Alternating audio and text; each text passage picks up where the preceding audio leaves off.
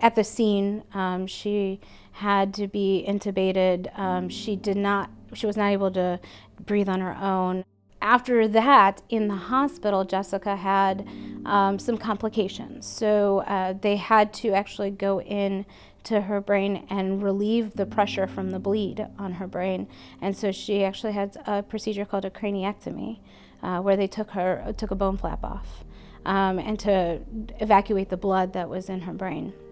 And then, as a complication of all of her injuries and her medical care, she actually ended up having a stroke on top of the brain injury. She had a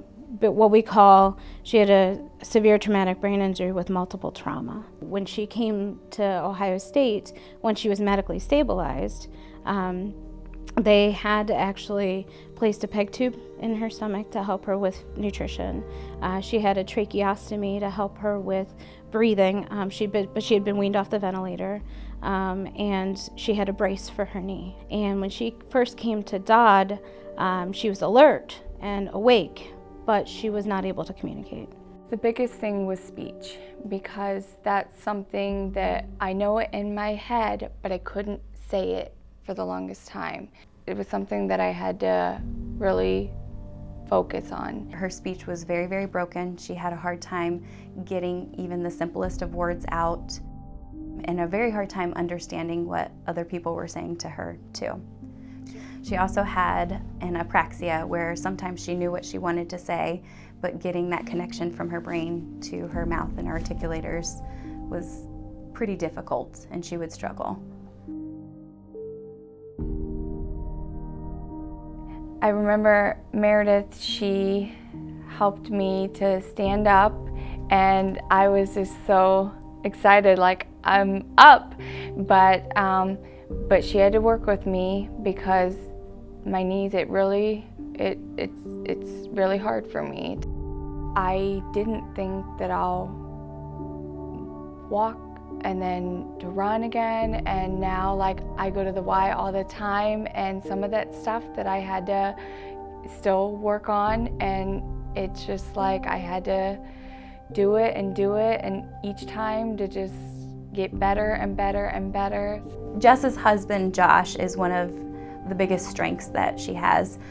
He constantly works with her every day. He's a therapist's dream in that we could train him to give her the correct amount of assistance without doing things for her.